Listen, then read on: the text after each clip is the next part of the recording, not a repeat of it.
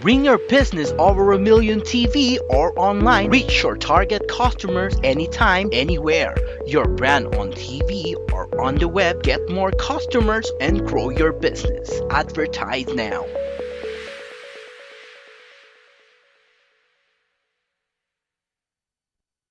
Gusto nyo bang makilala ang inyong business, kumita, sumikat at maging patok online or TV? Get more customers and grow your business. Advertise now.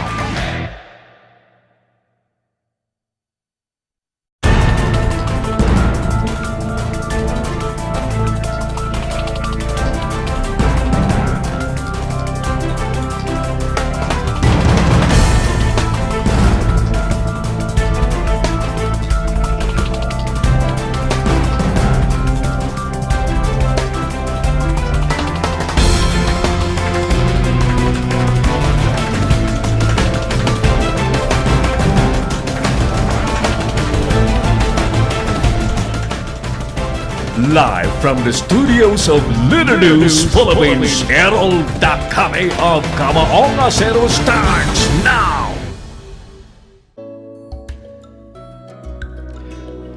Mga kaibigan, tulad po ng ating nakagawian, inuuna po natin ang panalangin.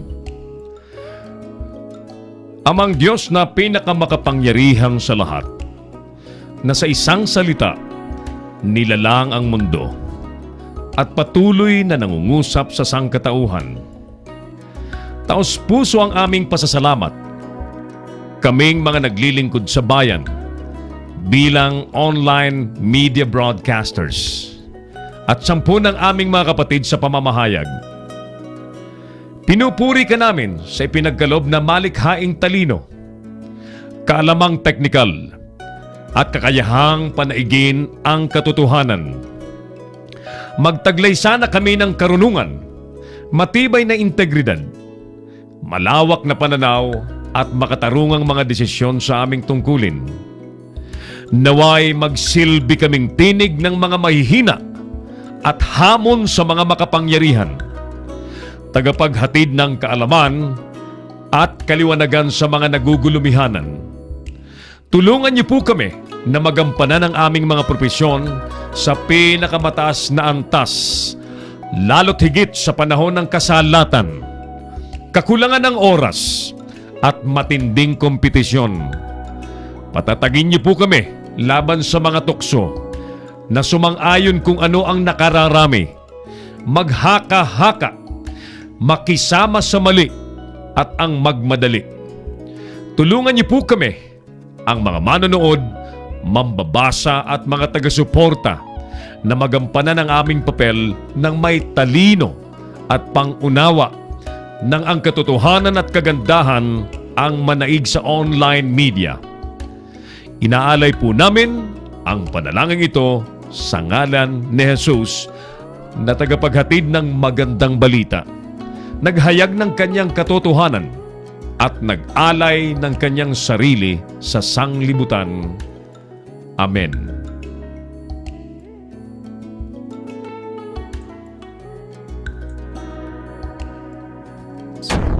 Si Errol Dakame, ang Kamaong Acero.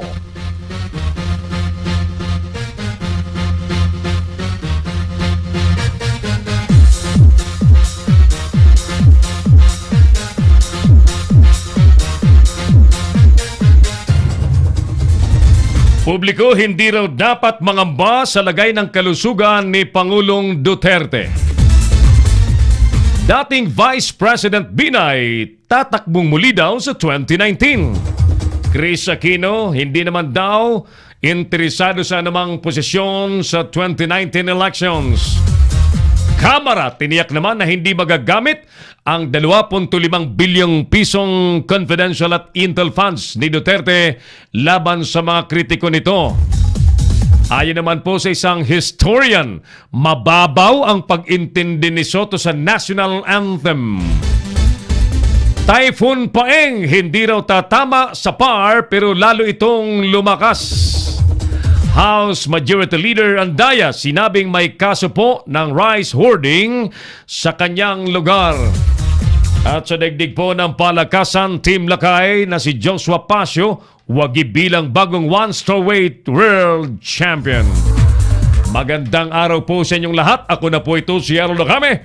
Welcome po sa tigasing palatuntunang Kamaong Asero na sumasa inyo po ng live and an HD quality at napapanood po sa buong mundo. Kumusta po ang mga nasa Metro Manila at siyempre ang ating mga kababayan sa iba't ibang lugar sa buong kapuluan. And special mention palagi sa atin ang ating mga kababayang OFW na nasa iba't ibang lugar at nagpapakasumikap, nagpapakasakit para lamang makapaghanap buhay at may maibigay pong magandang kinabukasan po sa kanilang mga pamilya.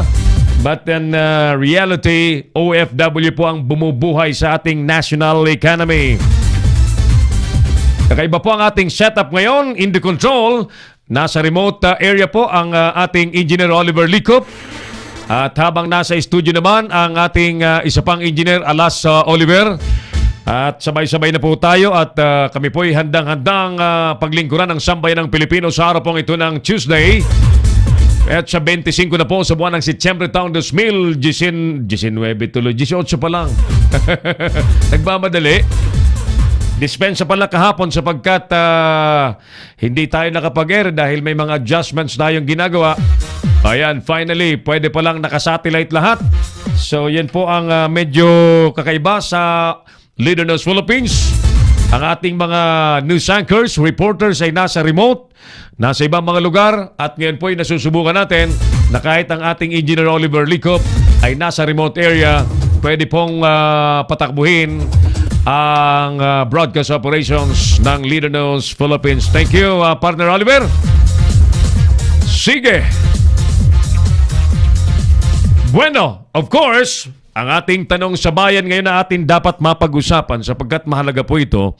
And apparently, kailangan po nating tumulong na sa gobyerno when it comes to the issue of federalism. Mga kaibigan, ang tanong natin sa araw pong ito at sa umaga pong ito ay, sa inyo bang palagay, anong paraan ang mabilis at epektibong may paliwanag sa publiko ang federalismo?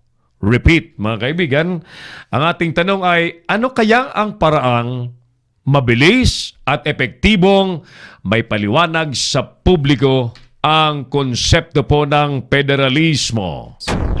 Si Errol Lacame, ang Kamaong Asero. Bati muna tayo habang nais ko po munang ipangimbita na pakilike niyo po ang ating FB page ng Leader News Philippines at pakisubscribe niyo rin po ang ating YouTube channel ng Leader News Philippines. At welcome po kayo sa ating palatuntunan everyday na sumasa niyo po. Madalas ang regular time slot po natin ay 6:30 in the evening.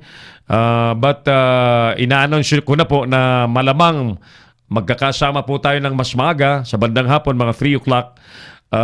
Hopefully next week sapagkat tayo po ay naghahanda para sa synergy ng Leader News Philippines, Kamaong Asero at ang Pinoy Extreme Channel. Si Errol Lacame, ang Kamaong Asero. At siyempre, with that, nice po nating pasalamatan ng management ng Pinoy Extreme Channel na winelcome po ang programang Kamaong Asero para makapaglingkod sa mas malawak pang mga viewers natin, especially sa cable TV. Pinoy Extreme Channel ay nasa mga pangunahing cable platforms, ang Signal Cable, Sky Cable at iba pang mga malalaking cable companies na nakalatag po at nationwide ang kanilang mga subscribers. More or less, ang viewers po ng Pinoy Extreme Channel ay mga 6.5 million subscribers and viewers. Si Errol Lacame, ang Kamaong Asero. So, kindly bear with us sa mga pagbabago po sa time slot sapagkat ang atin naman pong layunin, mga kapatid, ay mas mapaganda at mas mapalapit po tayong lahat sa isa't isa at ang ating programa po at paglilingkod ay mas maging epektibo po sa taong bayan. Ulitin natin ang ating survey question today. Ano po ba ang palagay ninyong paraang mabilis at epektibong may paliwanag sa publiko ang federalismo, mga kaibigan? Si Errol Lacame, ang Kamaong Asero. Phil Rabs, ng BRC nanonood sa atin. Thank you, Phil Robs. Partner Mark Anthony Reynoso, ang ating creative director na nasa Singapore. Partner, thank you for all the effort na kahit nandiyan ka ay nakaalalay ka sa ating programa at sa Leader News Philippines. Madam Amy Santiago Oro is watching our program in Quezon City area. Manoy Jun Bornasal, maray na agatabi sa imo. Happy viewing, Leader News, solid viewers. Good luck, Boss Errol, sabi ni Ma'am Amy. Peach Gabriel is also with us. Sabi niya rito, morning, watching from Jisan, Kingdom of Saudi Arabia. Thank you, Peach, for always supporting our program. Sabi ni Manoy Jun Bornasal, thumbs up. Manoy Jun, thank you. Sultan Muhammad Isa, Royal Sultanate of Maharlika, Darussalam. Salam and good morning po, Kuya Errol. Mabuhay ang hukbong federal kilusan ng pagbabago. Mabuhay ang Kamaong Asero. Masya Allah, sabi ni Senador Muhammad Isya. Si Errol Dacame, ang Kamaong Asero. Saludo sa Leader News Philippines, sabi ni partner Phil Rabs na nandyan sa Quezon City area. Team Gabriel, yes, naka-record po ba yan? Partner Team Gabriel dyan sa Las Piñas, magandang hapon, magandang araw sa mga taga Las Piñas City. Yes, naka-library po ang ating programa, partner, and pwede nating balik-balikan anytime within whatever time available tayo. Ito ang federalismo. Ayan, sige. Ponciano Campos Jr. ng Team Bongo nanonood sa atin. Partner Ponciano, June Ponciano, kumusta ang tropa ng Bongo for Senator? At bumabati din ng good morning si Rolly Diola dyan sa lungsod ng Maynila. At sabi ni Ponciano, good morning Sir Errol, mabuhay po kayo from Quezon Province. Oh, nasa Quezon Province si partner Ponciano Campos Jr. Ilan pang mga maagang nagparamdam po sa atin, si kabayang Rumin Calyos, Jan Garcia, Monico Sierva Dacuya, si partner Dick Garay dyan sa Laguna, nanonood sa atin. Sa Mitsubishi, sa Peak Motors dyan sa Abad Santos, si Carlo Reyes. Carlo, kumusta ka na? Tulungan mo ang mga gustong magkasasakyan, ha? Si Lor San Andres dyan sa Bataan, yan sa Limay Bataan, Marinaga Tabi. Josephine Perez sa Tiwi Albay, si Primong Joel Brocales ang may Sadiri Tabi, mayari po ng Mixed Restaurant dyan sa Guadalupe sa Australia area, Makati City, na patuloy po nating ipinangingimbita rin. Tuklasin ninyo, puntahan po ninyo sapagkat masarap po ang mga specialties po dyan, especially ang halo-halong originally recipe yan ng Tiwinhon. Yan ang napakasarap at special na halo-halo po dyan sa Mixed Restaurant, na yun po yung kanilang pinaka-specialty dyan. Yan, Nolan, yeah. Sige, yan po yung ilan pang mga kasabay na po natin sa paglilingkod sa araw pong ito. Tuloy-tuloy tayo sa ating programa, mga kapatid. 57 minutes na po makalipas ang alas 10 ng umaga. Si Errol Dacame, ang Kamaong Asero. At this point in time, mga kapatid, reports na muna ang ating papasukin sa ating palatuntunan. Unahin natin ang report ni Nolan. Si Nolan, yan. Report ni Nolan Ariola. Ito'y bahagi pa rin po ng sino unahin natin? Si Jojo muna. Sige. Unahin muna natin ang mga nangyari po sa Senado. Alam niyo ho, ang Senado ay isa pong pambansang arena ng politika na napakarami pong nangyayari.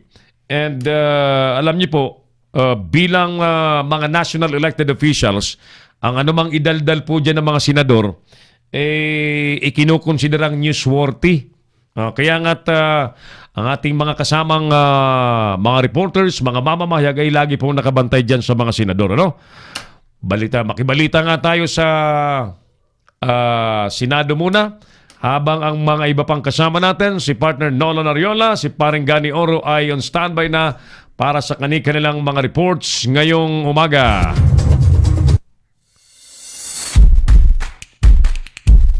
Puntahan na po natin ang Senado. Ehersito aminadong bumagsak sa survey.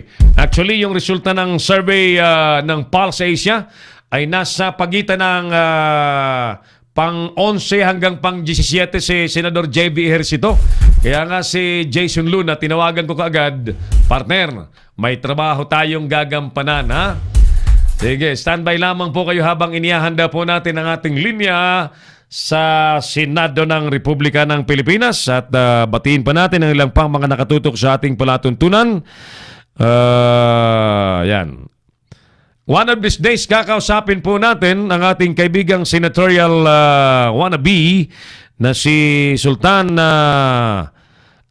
Muhammad Isa, na isa pong standard bearer ng hukbong federal ng kilusang pagbabago. One of these days. Mamaya, antabayanan po ninyo ang ating panayam naman sa ating Political Affairs Committee Chairman ng hukbong federal ng kilusang pagbabago, and we will discuss on how to explain well and make it very, very easy to understand sa taong bayan ang konsepto po ng federalismo. Yan ang ating pag-uusapan sapagkat in the previous survey, mga kaibigan, lumalabas na ang publiko po'y hindi naintindihan ang federalismo.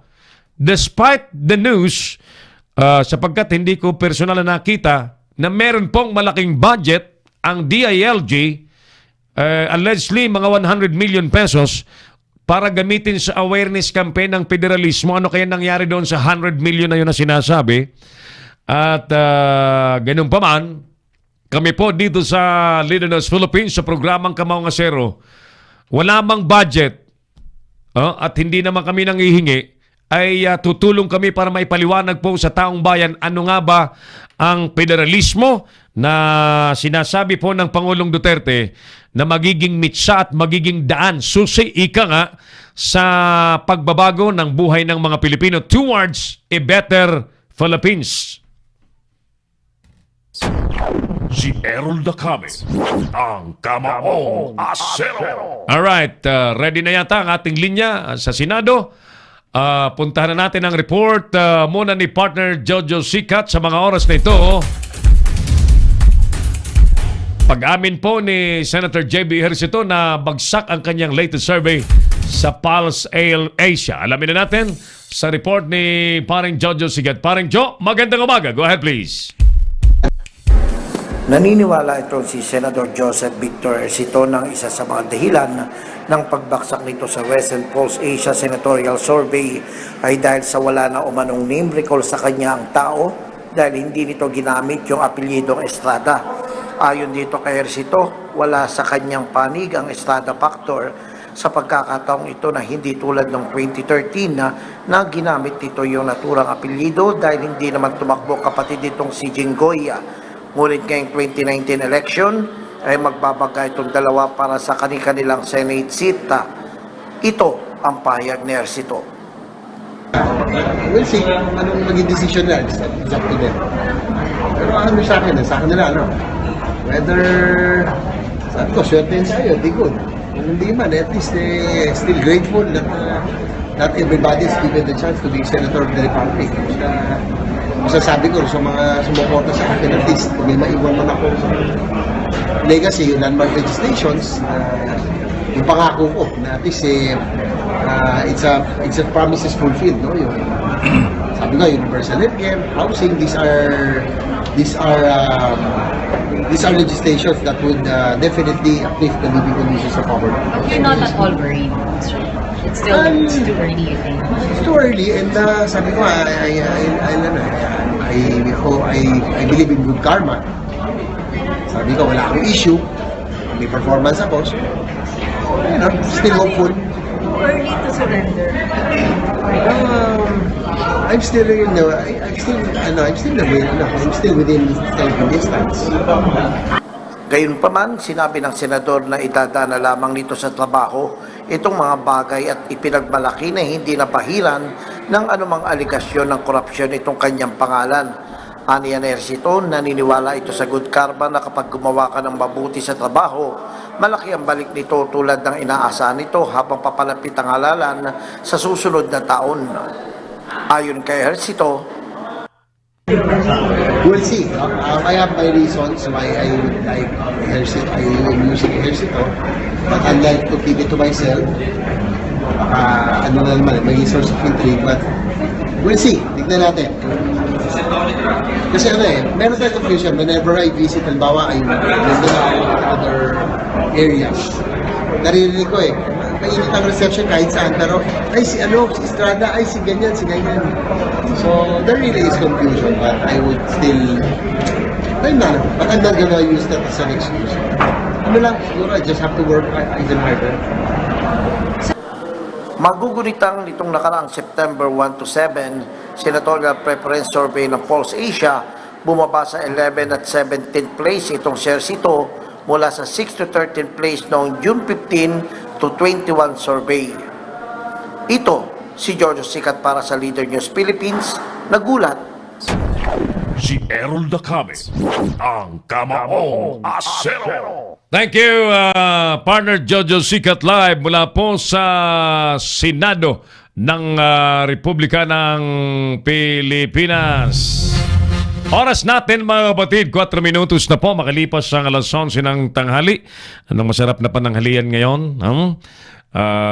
By the way, syempre ang mga nanay ng tahanan, yan po'y lagi po nating pinasasalamatan sapagkat sila po ang hindi natin masyadong napapansin, but because of their undying effort, yung walang kasawa-sawang pag-asikaso sa pamilya, ay nariyan po para tiyakin pag-uwi ng mga estudyanteng mga anak, pag-uwi ng kanilang mga asawa sa tanghali ay may pagsasalusaluhang pananghalian.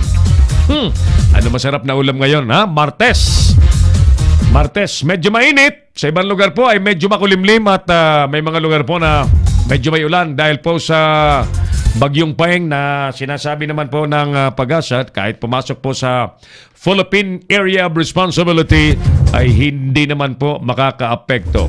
Samantala mga kaibigan, dun po sa nagtatanong, Sir Errol, ano na po bang nangyari dyan sa Cordillera area, especially sa retrieval operations ng mga nasawi? Lumabas po sa balitang mahigit 100 na po ang naitalang patay. At kulang-kulang 50 pa ho ang nawawala at hinahanap pa ho. Again, ayon sa balita ay pumalo na po sa mahigit 100, I think mga 103 ang kumpirmadong patay sa Cordillera area dahil po sa landslide at mahigit 40 pa ho ang nawawala at missing. Patuloy pa rin pong hinahanap ng mga search and retrieval operations group. Na halos 3 linggo na po ang nakararaan ng si Super Typhoon Ompong ay mamerwisyo po sa Pilipinas. Yan po ang malungkot na balita dito sa Cordillera area.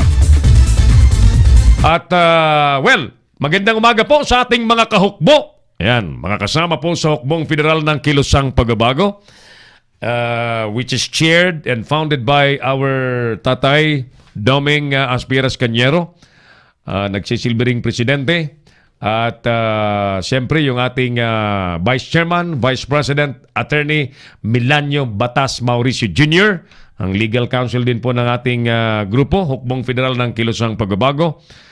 By the way, sa mga nagtatanong, Sir Errol, ano ba yung grupong yung Hukbong Federal? Kasi marami kaming narinig, Hukbong Federal, Hukbong Federal. Alam niyo po, ang grupong Hukbong Federal ng Kilusang Pagbabago ay naiiba. Ito po ay lihitimong political party na lalahok po sa darating na 2019 elections at nakasalang po ang ating accreditation dyan sa COMELEC. At ito po yung rehistrado sa Securities and Exchange Commission. At dun po sa mga nagugulumihanan, pwede niyo po akong tawagan 0995-148-3605 para maintindihan niyo po ano ang core value, ano ang advocacy, mission and vision po ng Hukbong Federal ng Kilusang Pagbabago. At ako po yung makapagbibigay sa inyo ng impormasyon bilang National Spokesperson, Public Information Officer, at Special Assistant to the Chairman as authorized by our good Chairman, Founding President, Ka-Doming Tatay Doming Aspiras Canyero. Si Errol Dacame, ang Kamaong Asero. Alright, ulitin natin mga kapatid yung ating survey question para makasali po ang marami. Sa inyo bang palagay, anong paraan? Anong paraan ang pinakamabilis at epektibong may paintindi, may paliwanag po sa publiko ang federalismo? Ang problema kasi sa ating lipunan, busy-busy ang iba't ibang grupo sa kani-kanilang mga political interest.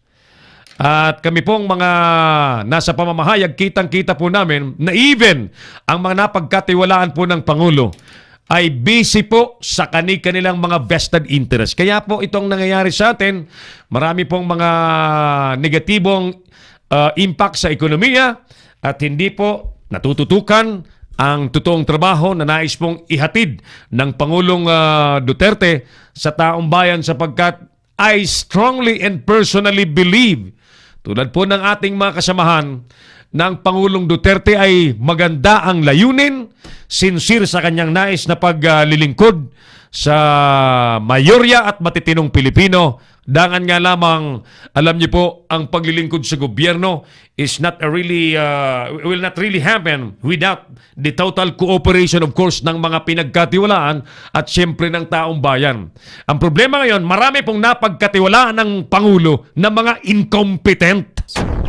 Si Errol Dacame, ang Kamaong Asero. In fact, ito nga pong pagpapaliwanag sa federalismo, may patunay po ang survey na sila po'y nagkukulang. Kaya nga dito sa Leader Knows Philippines, ninanais po nating umalalay, tumulong, sapagkat kami po'y naniniwala din na kailangan po nating simulan somewhere ang hinahanap po nating pagbabago. And why not?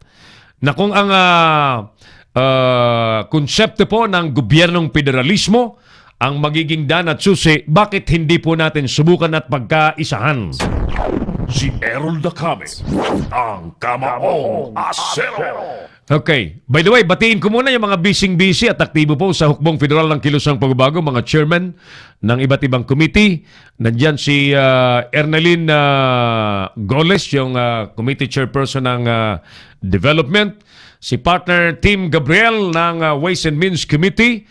Mamaya kakausapin natin si partner Yusuf Mando, ang head po ng Political Affairs Committee. Mamaya po ng konti. Siyempre yung ating Secretary General, nandyan lang nakasilip sa atin habang nagbabantay sa school bilang principal. Si partner Roy Canyero at yung ating Executive Director Jawar Sandoval na nasa Indonesia. Partner, kumusta dyan sa Indonesia? I hope to really see you by the first week of October.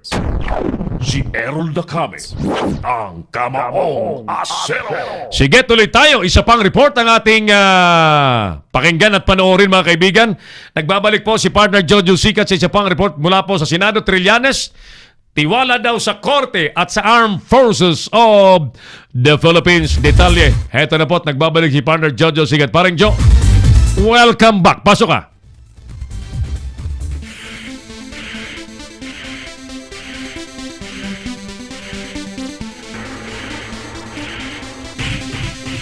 One more time, paring Jojo, papasukin natin. Go ahead. Buo itong tiwala ni Opposition Senator Antonio Trillanes de Porta sa pagiging neutral ng Armed Forces of the Philippines at sa lokal na korte, kaugnay pa rin sa questionabling pagbawi ng kanyang amnestiya. Ayon dito kay Trillanes, malaki yung naitulong sa kanya ng AFP na makakalap nga ng mga dagdag na ebidensya para patunayan dumaan siya sa normal na proseso taliwas dito sa ipinapalabas na pagbawi ng amnestiya.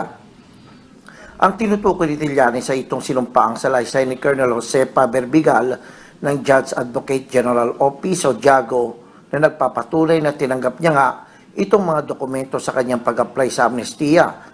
Si Berbigal kasi yung nagpasumpa dito kay Trillanes at nagatas din sa kanya na basahin itong kanyang application of amnesty at yung pag-amin sa kanyang pagkasasala sa mga kasong ipinupukol sa kanya. Si Berbigal kasi ang head of the Secretariat ng Department of National Defense Ad hoc Amnesty Committee na nagpoproseso sa aplikasyon nitong si Trillanes. Pakinggan natin itong pahayag ni Trillanes. 5. Series of 2010 as well as its implementing rules, particularly DND Amnesty Committee Circular Number 1 dated December 21, 2010. Diyan yan. Thus, the DND Ad hoc Amnesty Committee recommended Senator Trillanes' amnesty application, among others, for approval through DND Ad hoc Amnesty Committee Resolution Number 2, a copy of which is here to appended. So maliwanag na sinumpaan ni Colonel Berbigal na ako ay nag-apply personally at ako ay nag-admit ng guilt at yung aking application ay prinoseso ng ad hoc committee ng amnesty. Aniyan itong si Trillanes, ang sinumpaang salaysay na opisyal ang magiging batayan din ng korte para mapabilis itong desisyon nila sa mga kasong isinampalaban sa kanya. Sinabi pa ng senador na ang lahat ng ito ay pawang gawa-gawa lamang ng administrasyon katulad ng pinalutang nitong offshore account nitong si Pangulong Rodrigo Duterte sa kalaunan ay wala namang katotohanan na. Naniniwala ang senador na hindi ito titigilan ng Pangulo hanggat walang natutumba o nababaladra sa kanila.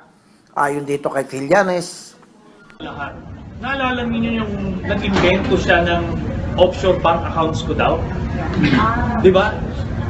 Imagine nyo, gagawin ng presidente yon, mag-iimbento siya ng isang aligasyon sa akin na blanco ko talaga. Pero, di ba, tuloy pa rin. Ito na naman, panibago ito. Hindi ito, may tama to sa utak eh. Na-obsess ito sa akin. So, for whatever reason, hindi ito hihinto hanggang sa isa sa amin ay babaladra.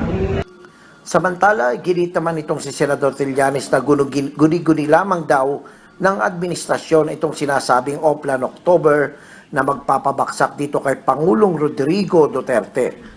Ayon sa senador, katang-isip lamang daw ang Oplan October kung saan makikipagsabwatan itong Liberal Party at itong Magdalo Party at itong rebelding komunista para ibaksak lamang itong pamahalaan. Aminado naman si Trillanes ang komunista ay mula pa noong dekada 60 ay wala nang ibang layunin kundi baksak ang sinumang namumuno sa bansa na taliwas naman sa paniniwala ng Magdalo Group na kinaaniban ng senador. Ito si George Sikat para sa Leader News Philippines, nagulat. Si Errol Dacame, ang Kamaong Asero. Thank you, paring Jojo Sikat live mula po sa Senado ng Republika ng Pilipinas at tayo po ay patuloy na sumasahim papawid sa pamagitan po ng Leader News Philippines online platform at napapanood po ng live on HD quality sa buong mundo. Ayan, mga kaibigan, balikan ko nga yung survey result by the way. Ito ay napaka-importante kasi sa mga nagbabalak kumandidato, especially sa pagkasenador, yung survey result, napakahalaga po nito. Lumalabas mga kaibigan, by the way, sa 2019 senatorial elections kasi, tanging 12 ang bakanting pwesto sa Senado. And therefore, 12 lamang po ang maaring manalo kahit 100 pang kumandidato. Lumalabas mga kaibigan sa latest survey ng Pulse Asia, nananatiling number 1 po si Senator Grace Poe. Pumapangalawa po si Cynthia Villar, sinusundan ni Pia Cayetano, si Mayor Sara Duterte nagpapang-apat, si Sani Angara, panlima, Jingoy Estrada, Aimee Marcos, Aquilino, Coco Pimentel, Lito Lapid, Sirius Menya, at pang-11 si Mar Rojas, pumapasok po sa 8 to 11. At dito na po nagkakatalo yung si Robin Padilla, si Bong Revilla, si Montulpo, si Bato de la Rosa, si JB Ejercito. Sila po ay nagpapangagaw sa 11 to 17. In all the rest,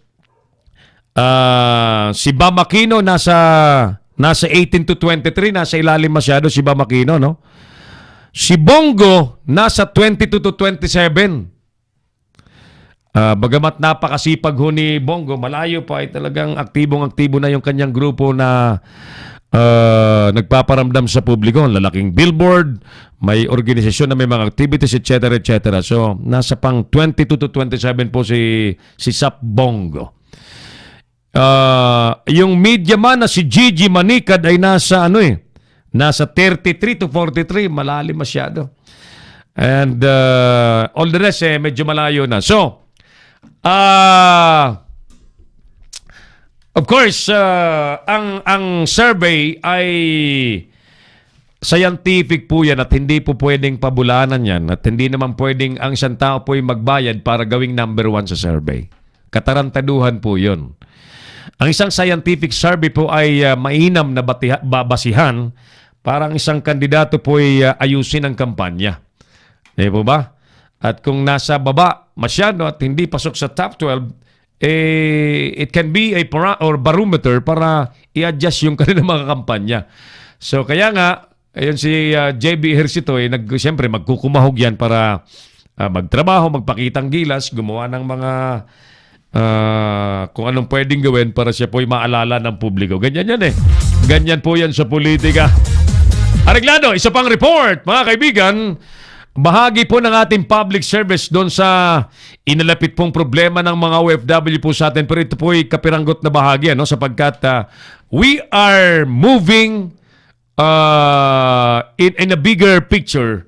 May ginagawa po tayong silent muna sanang kwan. Kaya lang si Nolan ay gumawi na po sa AWA. Kasi alam niyo po, ang mga OFW ay dapat talagang natitiyak na ang gobyerno through the OWA ay napapangalagaan ang welfare ng mga OFW. Remember, the other week, binanggit ko na po sa inyo na marami tayong complainant na OFW na biktima ho ng investment scam. Hindi ko po muna babanggitin yung mga suspects po dito at hindi ko napapangalanan yung mga complainants po natin.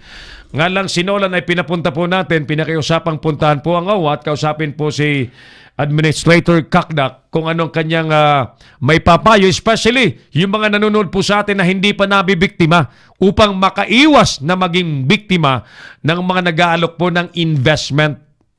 Pero ang totoo po niyan sa likod, pag nai-deposito po ninyo ang mga perang nais makulimbat sa inyo na may pangakong malaking interest. Ngayon po ay nagkakalat po sa Facebook, may mga grupong nag-aalok ng 80% na interest. In 10 days, Diyos ko po, intindihin niyo po ang anumang alok na more than 1%. Sa bangko nga po, ang totoo po niyan, hindi makapag-alok ng 2% per month. Walang ganyan eh. Much more kung nag-aalok na po ng 10% interest in 10 days or worse kung 80%. Panoorin po natin ang special report ni Nolan Ariola. Nakausap po si Administrator Kakdak. Si Errol Dacame, ang Kamaong Asero. Partner Nolan, go ahead. Pasok ka.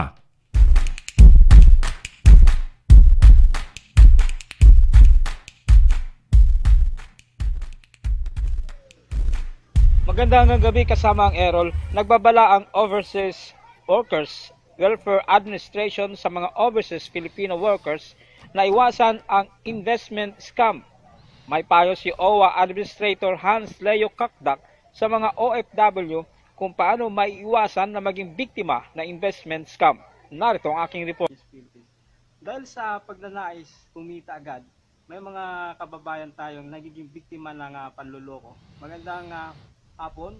Yan ang ating sadya ngayon sa OWA upang idulog ang sinapit ng mga kawawa nating OFWs na naging biktima ng investment scam, sir. Sir, ano po ang maipapayo nyo sa mga kababayan nating na biktima? Ang mapapayo ko po ay maging mapagmasid, masusi, maging mapagkilatis. Kasi alam nyo, yung mga investment scam, 10 pera po yung nag-aalok. At yung nag-aalok na yan ay aalok ang mga buwan at bituin basta lang makuha yung pera ninyo. Kaya mag-ingat po, siguraduhin na may sapat na kaalaman doon sa investment na inaalok. Merong pag-check sa gobyerno, sa Department of Trade and Industry, at iba pang sangay, Department of Finance, iba pang sangay ng gobyerno para malaman whether or not tunay yung investment scam na sinasabi.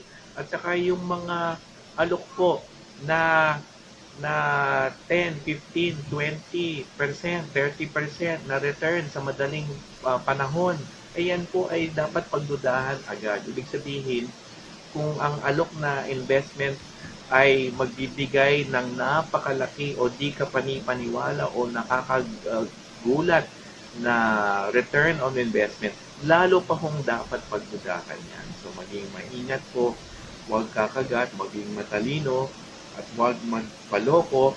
At doon naman sa mga online, kung yung kaharap nyo na mismo ay dapat yung pagdudahan, dapat mas talo ng inyong pagdudahan ang hindi nyo nakikita, hindi ba ho?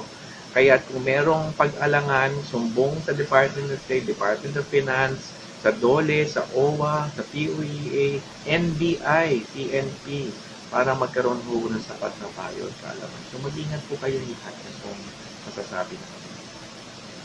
Maraming salamat, sir. Okay? Interview pa. Mula rito sa Overseas Workers Welfare Administration, Pasay City, Nolan Ariola, Leader News Philippines. Si Errol Dacame, ang Kamaong Asero. Thank you, Partner Nolan Ariola, live mula po sa OWA, dyan sa Pasay City at kay Administrator Leo Kakdak sa kanyang payo at paalala sa mga OFW para hindi pumadali ng mga scammers, mga sindikatong ang target po ay ang mga kasama natin, kababayan nating mga OFW na nagpatulo po ng pawis at dugo para lamang kumita ng salapi sa abroad at sakripisyado po na napapalayo sa kanilang mga pamilya. Angie Puso sa Cavite, good morning at good luck sa bago mong negosyong Angism. Doon po sa mga malapit lamang po dyan sa lugar ni Angie. Angie, saan ba yung lugar mo? Kung kailangan niyo po ng mga t-shirts na may mga customized prints, tawagan niyo po si Angie. Yung Angism po ay very, very creative at pwede pong paglingkuran kayo sa inyo po mga printing requirements, mga corporate giveaways na yan.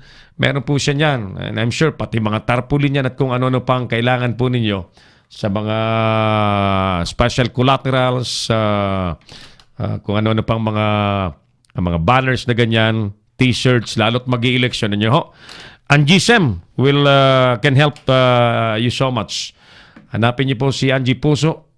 May Facebook account naman po siya. Pwede niyo pong i-chat siya. Angism, yan. For printing services na very, very affordable.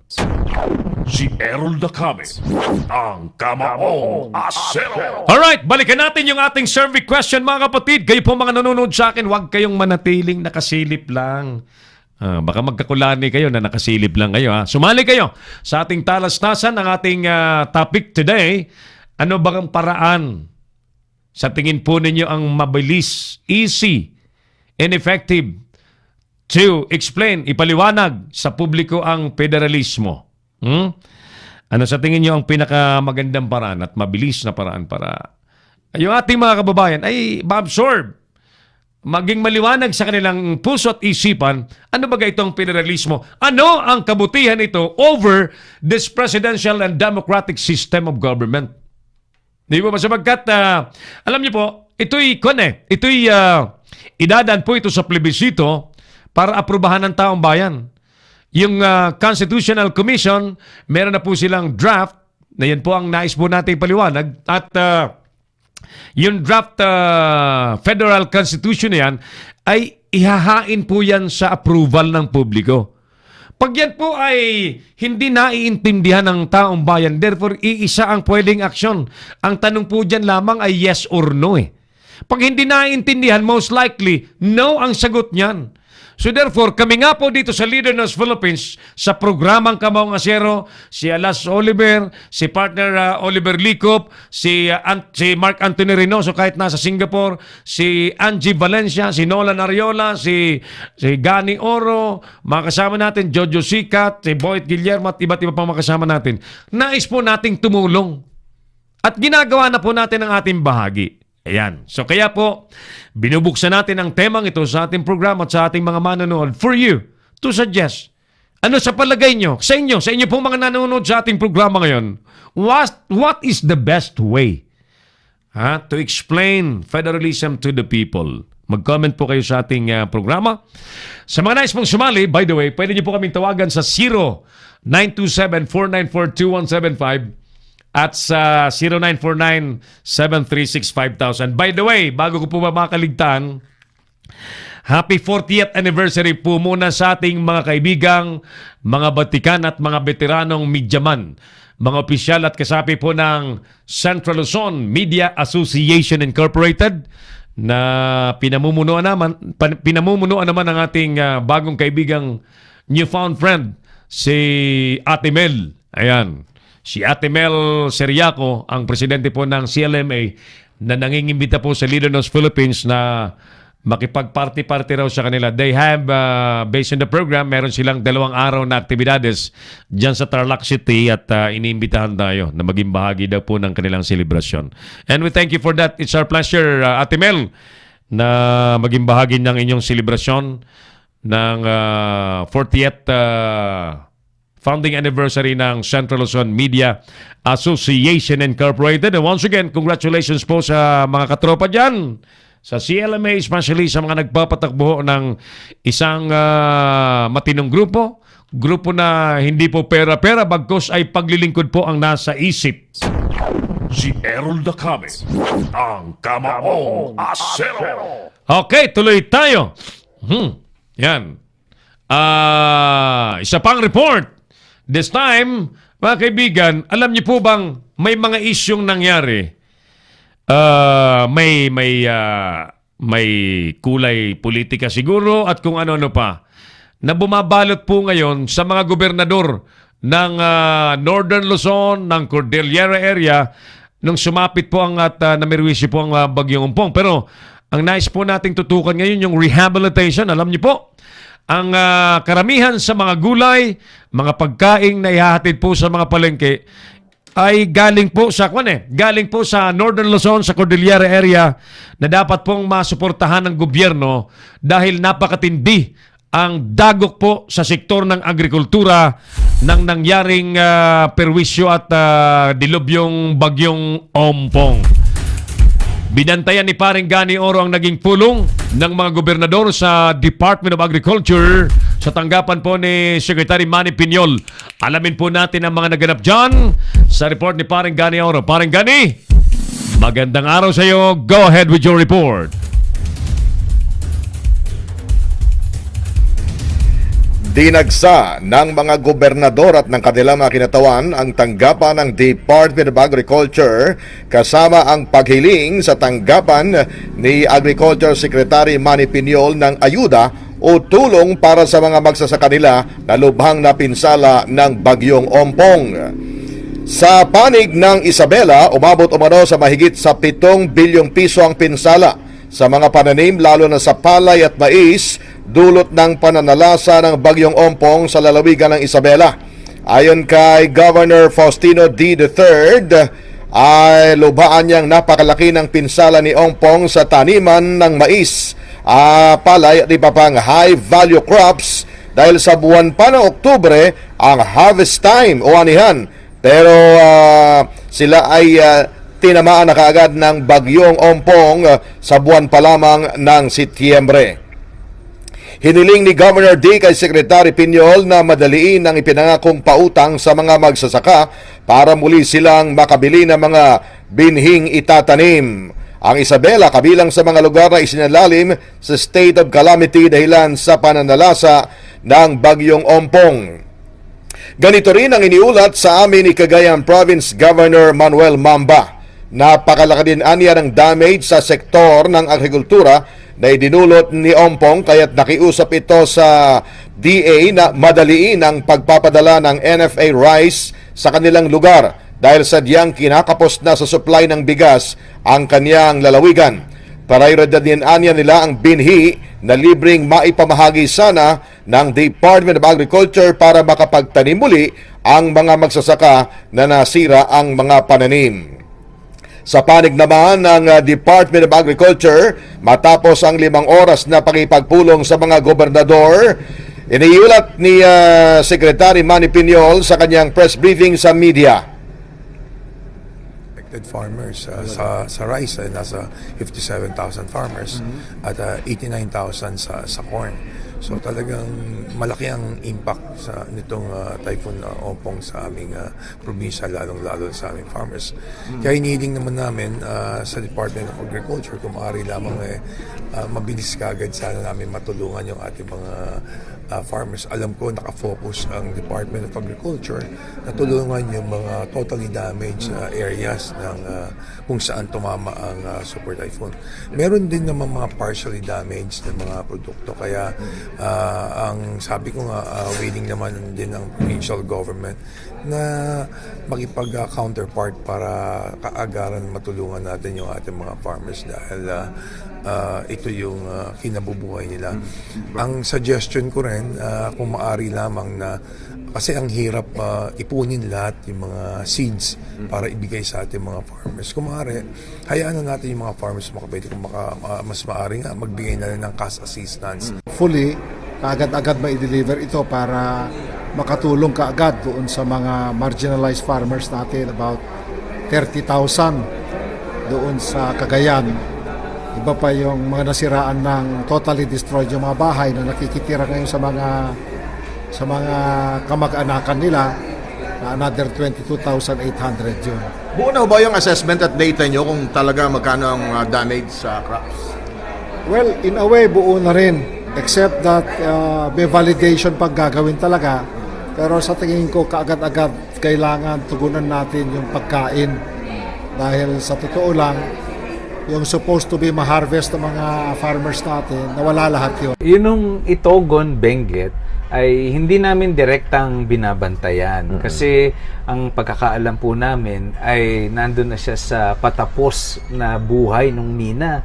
So technically yan ay nasa rehabilitation, decommissioning, and closure phase. So hindi nyo rin sukat akalain? Ay, hindi po namin sukat akalain. Bagamat, kasama po yung Itogon doon sa binabantayan ng DENR nung secretary pa po si Miss Gina Lopez. Meron naman kasing pag-aaral noon, sa pagkakaalam ko, pinag-aaralan ng MGB yung mga tinatawag na abandoned mines. So isa po yan yung Itogon mines na yan. At ginawa ng pag-aaral, kasama po kami doon sa mga naghanap ng mga i-interviewin, tsaka may konting background research about the mine. So, bagamat hindi po namin siya binabantayan na may kampanya dyan, meron no kaming mga paunang interaction doon sa mga communities. At medyo nandun nga sa radar nung DENR yung Itogon mines na yun. How about yung sa Cebu, yung sa Naga, Cebu, na ilang barangay ang sakop nito, paligid ng burol na yon na talagang halos nag-cave in po. You know, hindi po namin talaga yan binabantayan kasi limestone quarry siya so para sa cement industry. Ang tinututukan po namin ay yung mga metallic large-scale mining operations. Pero sa pagkakaalam ko po, yung quarry operations ng Apo Cement dyan,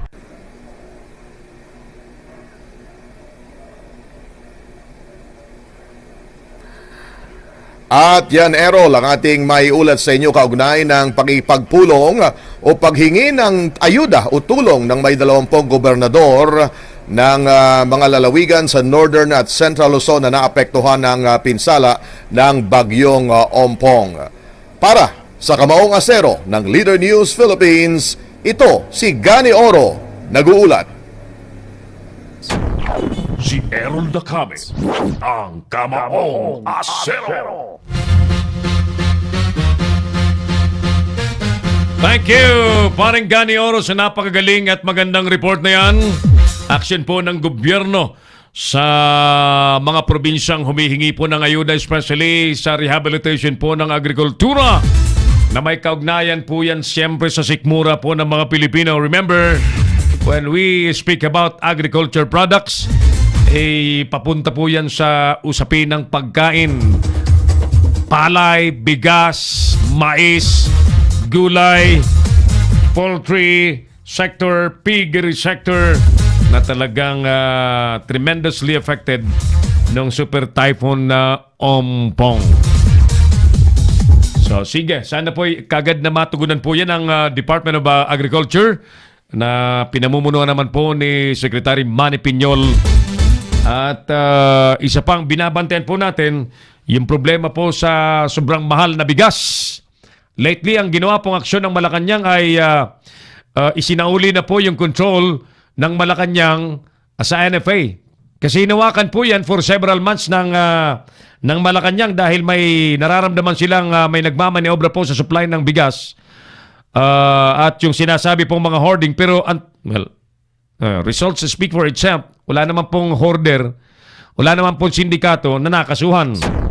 Si Errol Dacame, ang Kamaong Asero. Basta ang latest po ay ibinalik na ng palasyo ng Office of the President ang control ng National Food Authority sa Office of the Secretary ng Department of Agriculture. Si Errol Dacame, ang Kamaong Asero. Manoy Alan Cargullo, kabayang Alan dyan sa Legazpo City. Sabi niya, dapat isang eksperto sa konstitusyon at private entity na lang ang magpaliwanag para walang bias ang pagpapaliwanag. Alam na pag sa gobyerno galing ang papaliwanag, lahat ng advantages ang sasabihin. Dapat through national TV may paliwanag o kaya sa radio stations. Thank you, Manoy Alan, kabayang Alan Cargullo dyan sa Legazpo City.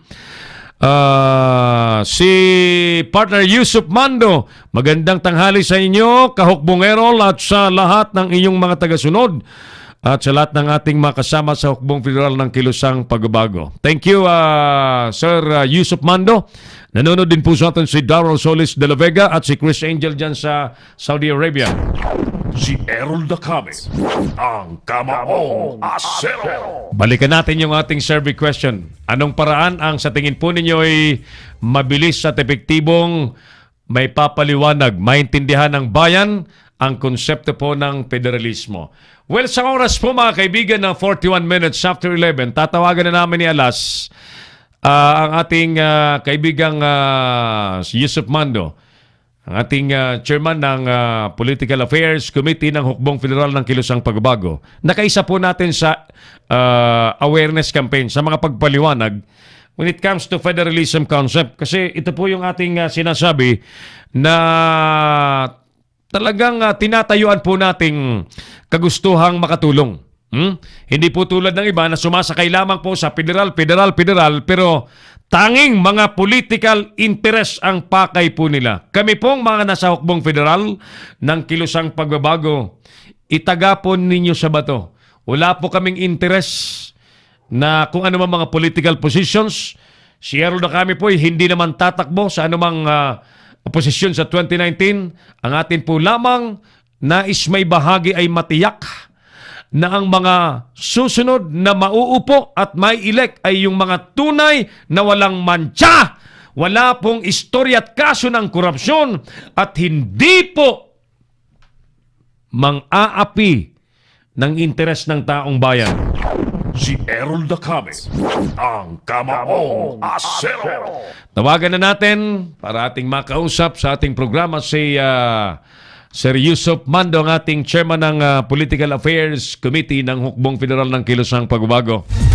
Sa ating palatuntunang Kamaong Asero, mga kaibigan, standby po kayo, no? At Jan Garcia, still watching you, sir. Your live program. Thank you, Jan. Tama bang pronunciation ko? Kasi yung spelling niya na Jan o Jan. G-A-A, dalawang A-N-E. Yan ba Jan Garcia o Jen Garcia? Sige. Talagang kakaiba mga pangalan na kasi ngayon, ano? At ulitin ko po yung ating kinikwento sa mga nandiyan lamang po sa Makati area habang nanonood din si Nels Belo, si Nels Tan dyan sa Marikina City, si Mading Imelda Clotario Parum sa Pasig City, at si Christina Belhica dyan sa Makati Medical Center. Good morning sa inyo dyan. At thank you for watching our show. Salamat sa patuloy niyong pagsuporta. Sino pa mga nanonood sa atin? Marami to Teka. Marami sila. Habang inihahanda natin yung linya ng ating kakausapin sa ating program para mabati muna natin yung ating mga viewers. OL, sino po mga nanonood sa atin? Yan. Nasaan na yan? Yan. Moises James, ano yan? Gallardo ba ito? Si partner Hernan Quiñones, Glyce Rico. Sino pa? Ayan. Mga nanonood sa atin. Si Moises James Gallardo Hamulod na nasa San Francisco, Agusan del Sur. Yan. Mga kasama natin, kaibigan sa ating ninanais na magandang kinabukasan ng mga Pilipino. Thank you, thank you. Si Errol Dacame, ang Kamaong Asero. Ready na ba? Last, hindi na makontak? Ay, sayang. Sir Yusuf, libre po ninyo ang inyong gadget at tumatawag na sa iyo si partner Alas para may paliwanag natin sa taong bayan ang mga konsepto po ng federalismo. Samantala, balita pa rin po tayo. Kamakailan lamang sumailalim po si Pangulong Rodrigo Duterte sa mga pagsusuring medikal.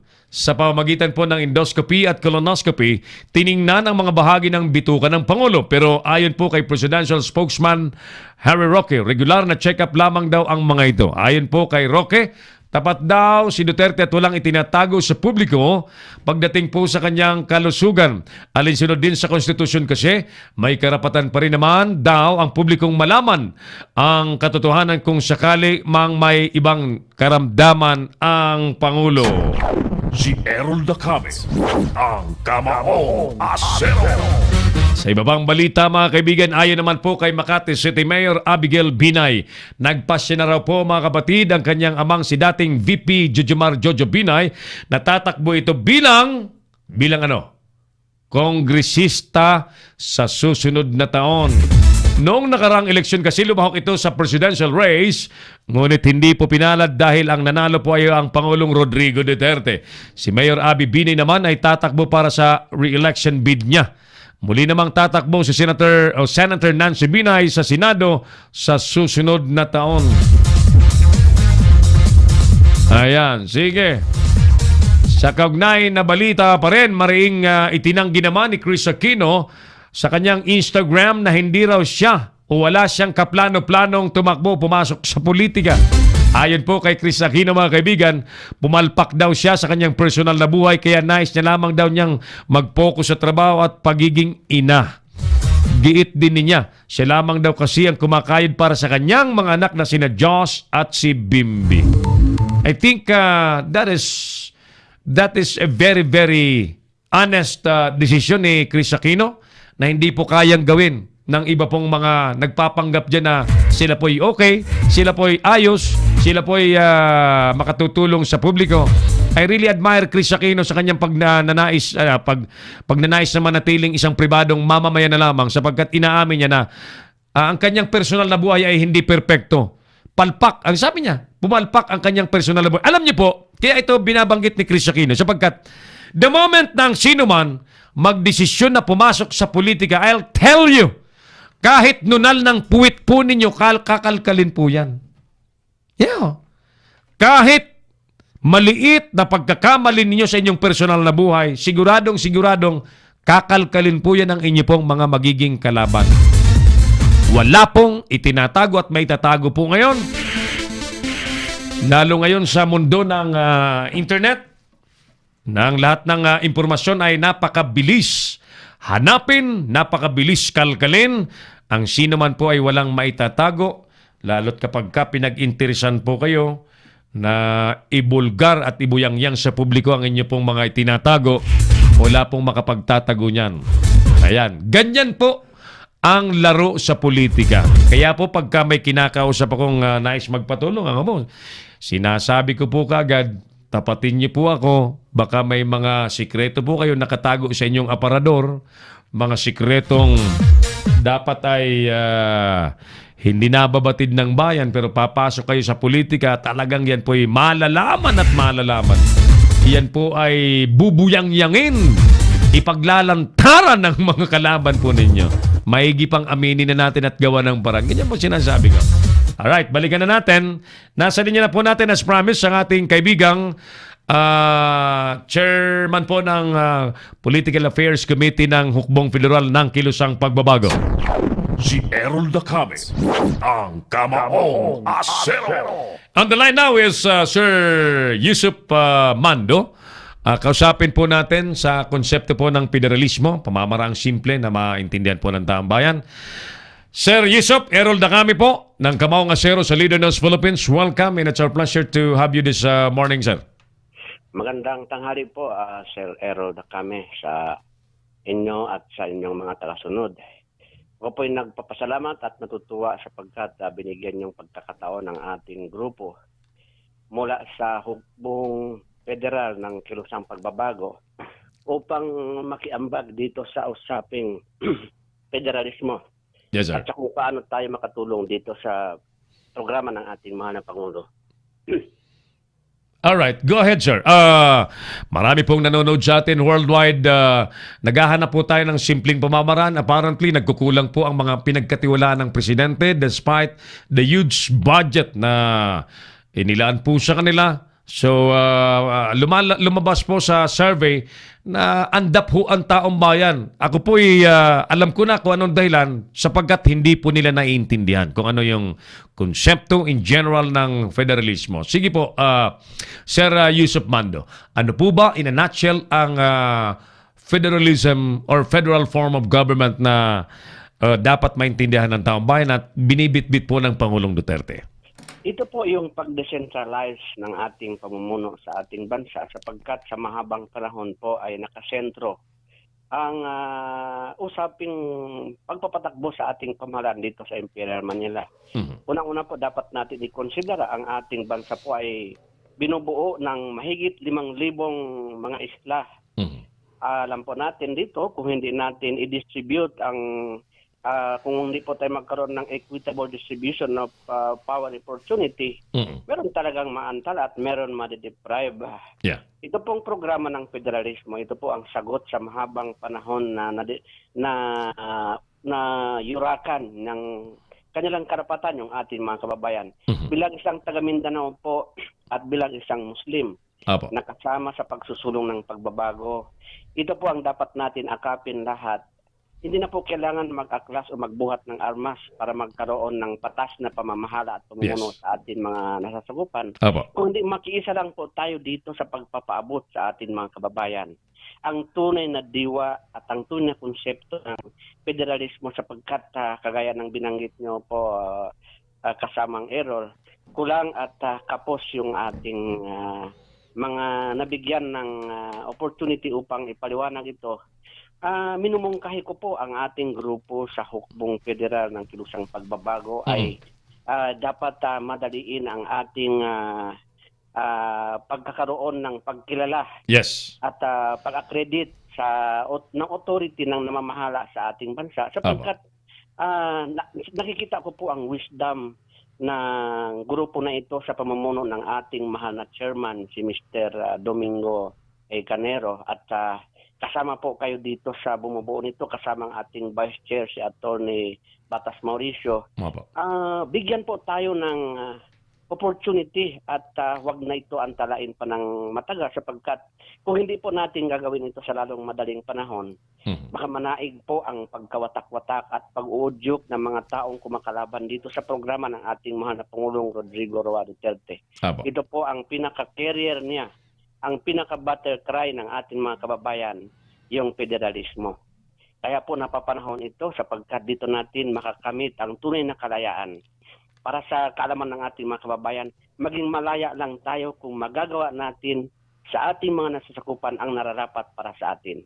Hindi kung ano inalok ng isang unitary form of government para sa atin. Kung hindi kung ano ang pamamaraan na angkop sa ating pangangailangan. Right. At ang federalismo po ang may kasagutan dito. At sa pamamagitan ng pagkakaisa, pagbuklod-buklod ng ating puwersa upang makamit ito. At alam ko po at naniniwala ako sa pamamagitan ng hukbong federal ng kilusang pagbabago ay mapadali at makamit natin ang tagumpay sa lalong madaling panahon. Napakaganda po ng konsepto, Sir Yusuf Mando, ng federalismo. In fact, in layman's term, mga kaibigan, kapag nasa ilalim na po tayo ng federal government, ang kanyang rehiyon po ay mabilis sa magiging serbisyo, pagbibigay sa taong bayan, at yung pagdidesisyon na seryoso sa mga bagay-bagay na dapat pagkaisahan ng mga taga-rehiyon. Halimbawa, kami po yung mga Bicolano, and therefore, yung aming concern ay iba naman po sa mga taga General Santos area. Iba naman sa ang concern ng mga taga-Cordillera area. Di ba, Sir Mando? So, we don't have to wait. We will not wait for the Imperial Manila to decide for our fate, Sir Yusuf. And that is what I'm really trying to express to our kababayan worldwide po ito. Sapagkat tama po kayo dyan na kasamang error. Ito po ang ating bansa ay we live in diversity actually to be exact. Kung nasa iba't ibang kultura, iba't ibang pananampalataya, iba't ibang diwa, magkaisa po tayo sa pamamagitan ng isang pinakamakabansang pagsusulong. Yes. Kung bawat isa sa atin ay may papel na ginagampanan. Kung tayo po taga iba't ibang rehiyon at hindi tayo narinig, hindi nabigay sa atin ng pangailangan, hindi natin maiwasan. May mga taong sumusuway, may mga taong hindi sang-ayon. Kasi hindi tayo pare-pareho ng pangailangan. Sa iba't ibang rehiyon may kanya-kanya tayong pangailangan. Right. At ito po ang sinusubukan natin for once and for all with the leadership of our able President Rodrigo Roa Duterte, ang kauna-unahang presidente nagsusulong ng pagkakataon nito ang the most awaited form of government that we ever had in this country.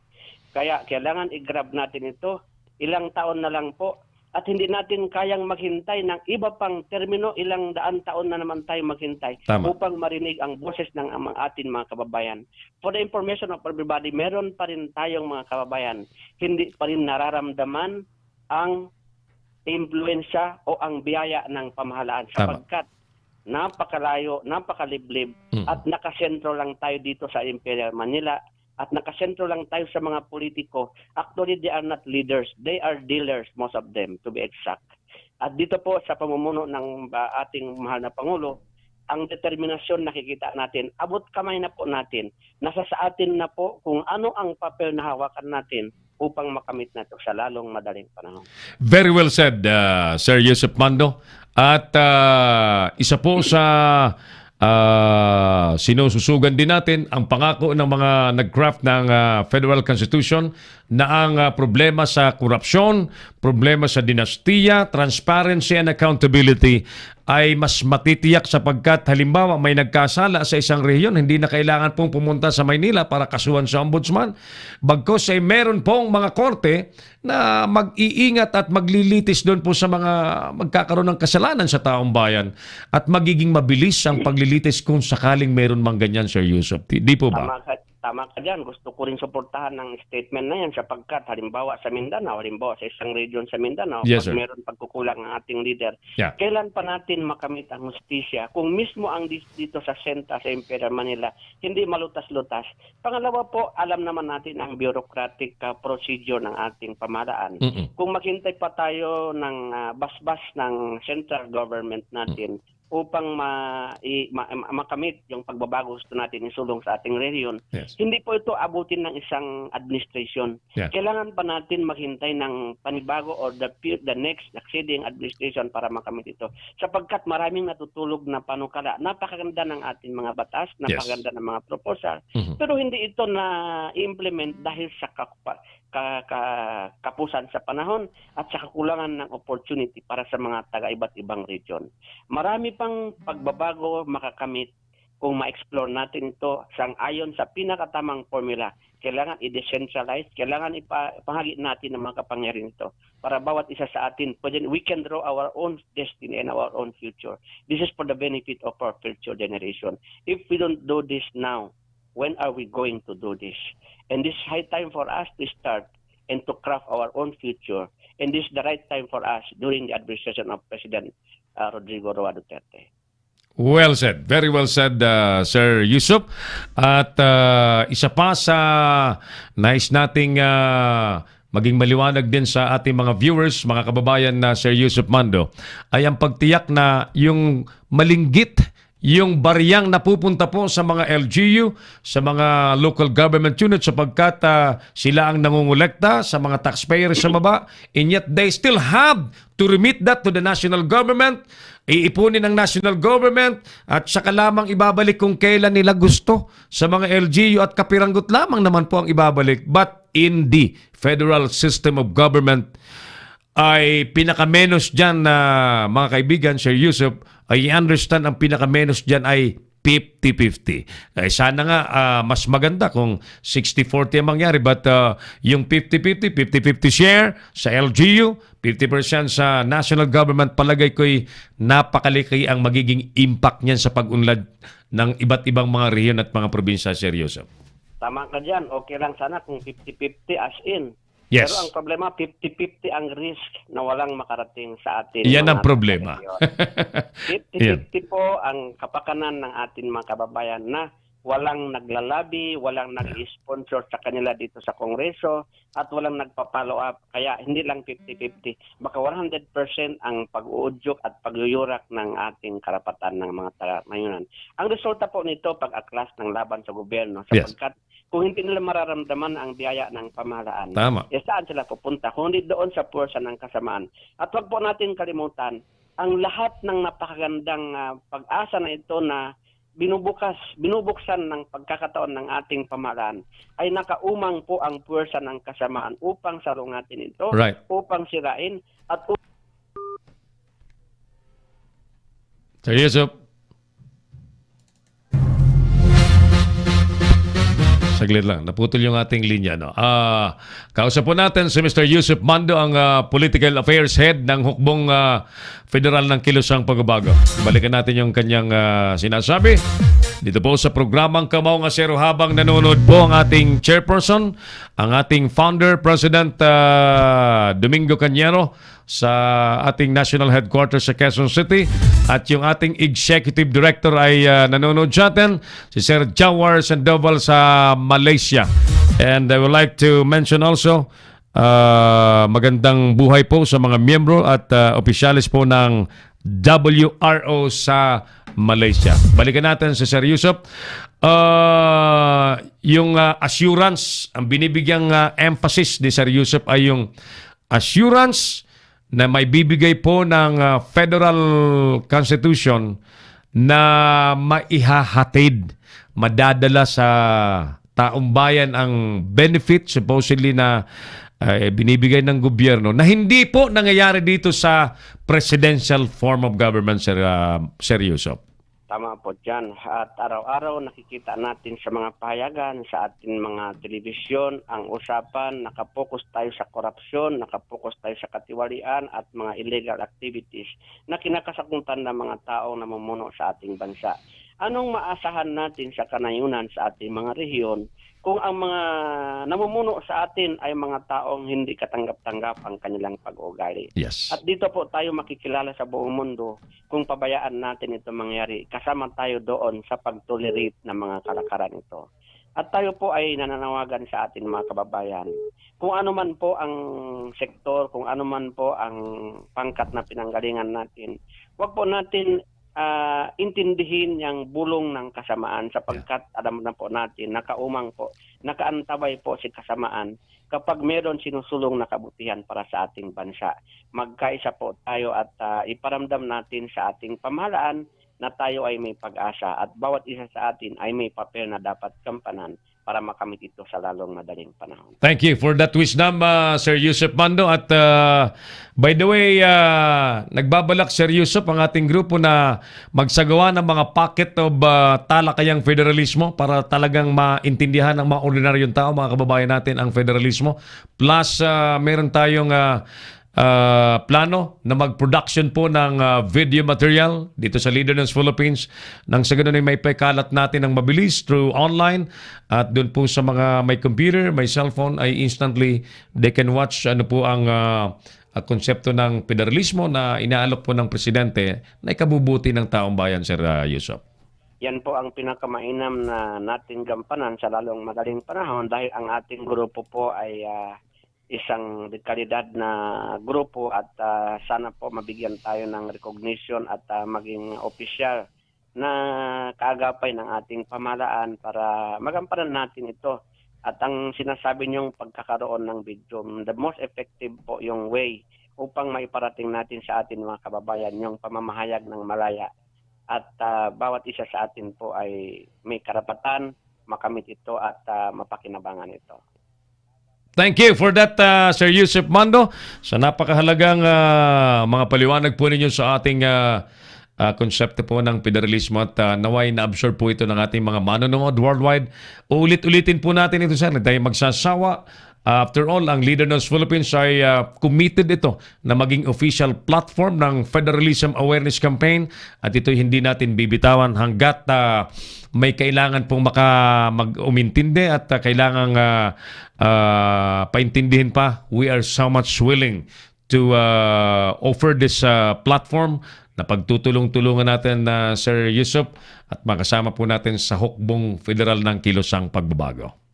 Maraming salamat po sa Leader News Philippines at sa iyo po kasamang Errol Dicame at sa ating hukbong federal ng kilusang pagbabago sa pamumuno po ng ating mahal na chairman, si Chairman Tatay Domingo Canero, at sa atin lahat po, sa mga kasamahan, sa ating mga kababayan, saan man kayo sulok ng mundo, magandang tanghali po sa inyong lahat. Si Errol Dicame, ang Kamaong Asero. Thank you. Mga kaibigan, ang ating nakausap at napanood po ninyo ang ating panayam kay Mr. Yusuf Mando, ang ating head ng Political Affairs Department ng Hukbong Federal ng Kilusang Pagbabago. Si Errol Dicame, ang Kamaong Asero. Binabati po din natin ang isang magandang tanghali. Siyempre, ang ating chairperson naman, founder ng Sulong Katutubo International Foundation, si Ma'am Princess, Her Royal Highness, Princess Amira Sunshine Magdangal na nanonood po sa atin. Hi, Madam. Ganitang tanghali po sa inyo. At sa ating mga kasama po sa Sulong Katutubo International Foundation na ganun din po ang objective, ang matiyak na ang welfare, ang kapakanan, kabutihan po ng mga katutubo, indigenous people in the Philippines ay maproteksyonan at matiyak na ibibigay din po ng gobyerno. But this NGO, as I've said, ay isa po itong NGO na hindi po nang hihingi sa kung sino-sinong politiko, bagkus ay through a good management ay nakapagbibigay po ng serbisyo, nakapag-aabot po ng tulong sa pamamagitan po ng unity ng Sulong Katutubo International Foundation at sa mga mabubuting loob din, mabubuting puso ng mga kamiyembro po natin sa Sulong Katutubo International Foundation. Marami po ang natutulungan ng Iskifi sa pamumuno naman ng ating chairperson, Chief Executive Officer Amira Princess Sunshine Magdangal. Si Errol Dacame, ang Kamaong Asero. Okay, sige, ilan pang balita sa ating palatuntunan alas 12. 7 na po ng tanghali. Ayon naman po sa House Appropriations Committee, Vice Chairman Maria Carmen Zamora, hindi raw magagamit ang 25 bilyong pisong confidential and intelligence funds ni Pangulong Rodrigo Duterte laban sa mga nasa oposisyon at mga kritiko po ng gobyerno. Binigyan din po ni Zamora na ang 2.5 billion pesos na pondo ay ilan lamang sa mga kampanya kontra illegal na droga at kriminalidad at pati na korupsyon. Iginit po ni Zamora, kinakailangan pa rin sa ngayon na palakasin at paigtingin po ang kampanya laban sa illegal na droga at kriminalidad pati na ang graft and corruption. Karagdagang edukasyon naman daw ang dapat ibigay kay Senate. Pakinggan niyo ito ha. Karagdagang edukasyon daw ang dapat ibigay kay Senate President Tito Soto dahil sa maling pag-intindi nito hinggil sa pambansang awit. Ayan. Tuloy, ayan. Ang nais daw ni Soto na pagpapapalit ng huling linya ng pambansang awit ay taliwas daw sa original umanong konteksto ng pagiging matapang ng mga Pilipino. Hindi daw basta-basta maaring palitan na lamang ang pambansang awit dahil malalim ang kahulugan nito at ito rin ang kaluluwa ng isang bansa. Balitang panahon pa rin, nasa gitna na po ng Philippine Sea ang bagyong Paeng at lalo po itong lumalakas. Ayon po sa Pag-asa, taglay po nito ang lakas na hangin aabot po sa 170 km per hour at may pagbugsong umaabot po sa 210 km per hour. Kumikilos po ang bagyo sa bilis na 20 km per hour sa direksyong Kanlurang-Hilagang Kanluran. Posibleng maging maula po ang extreme northern Luzon pero ayon po sa Weather Bureau ay tatama raw ang bagyo sa Taiwan at lalabas ito sa teritoryo ng bansa sa araw po ng Sabado. Meron naman daw nagaganap na rice hoarding sa Camarines Sur ayon po kay House Majority Leader Rolando Andaya. Sinabi po ng kongresista kaya niya raw itong patunayan. Si Camarines Sur Governor Mix Villafuerte ang nagtatago umano ng supply ng NFA rice. Ayan na naman tayo. Politiko na naman ang nasa likod. Dumipensa naman si Governor Villafuerte laban sa binibintang ng kongresista. Ayon sa kanya, nakalaan ang mga bigas sa ilalim ng Food for Work at supply daw sa oras ng sakuna.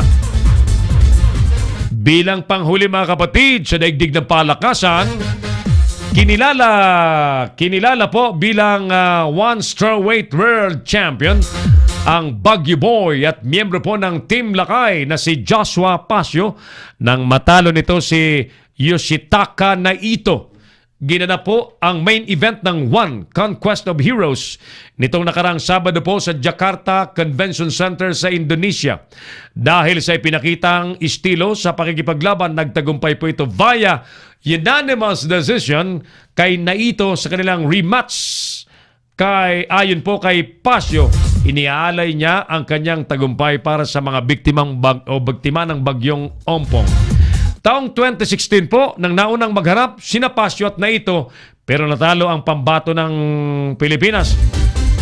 Nagwagi rin via unanimous decision ang isa pang miyembro ng Team Lakay na si Danny Kingad laban kay Little Piranha Yuya Wakamacho. Alright, so sige.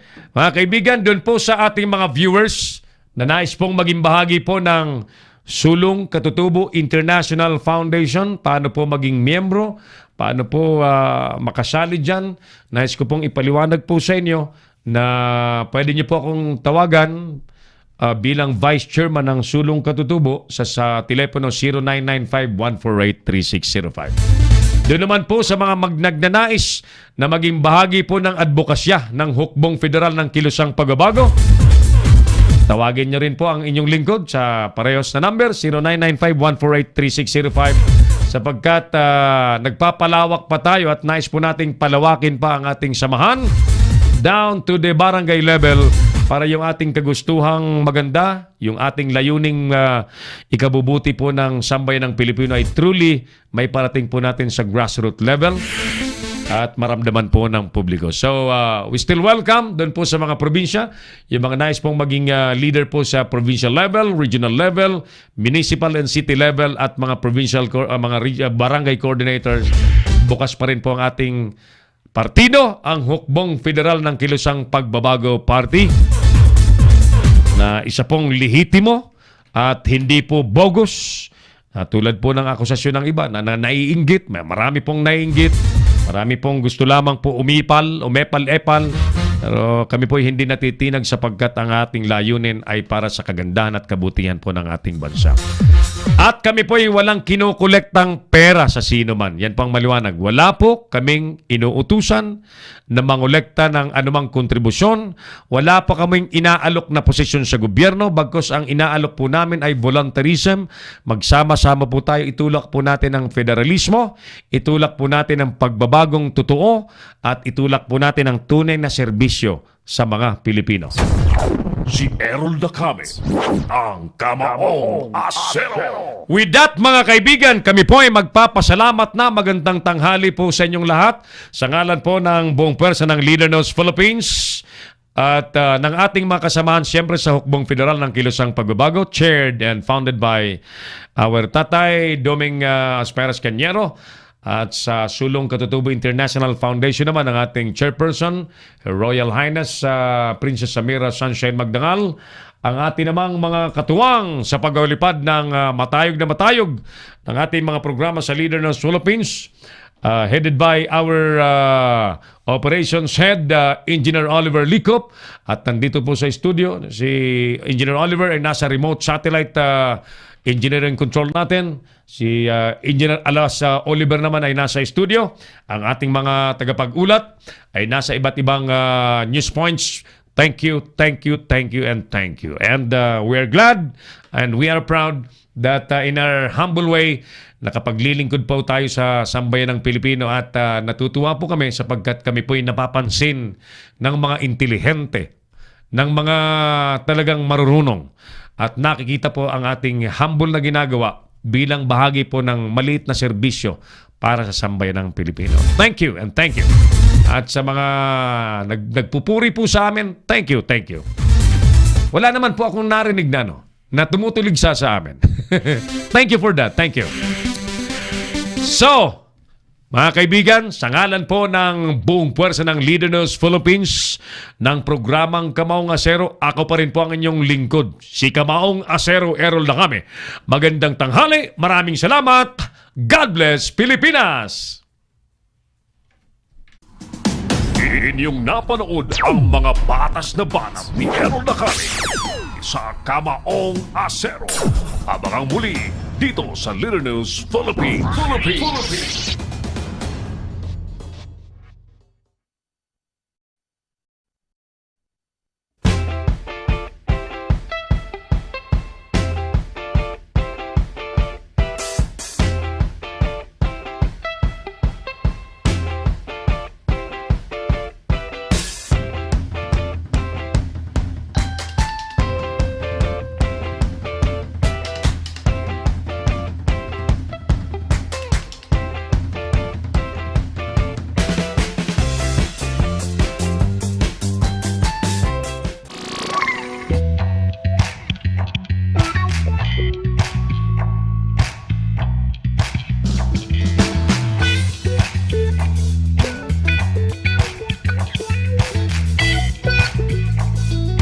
Bring your business over a million TV or online. Reach your target customers anytime, anywhere.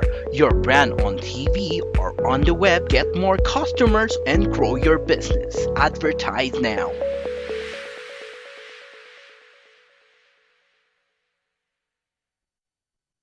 Gusto nyo bang makilala ang inyong business, kumita, sumikat at maging patok online or TV? Get more customers and grow your business. Advertise now.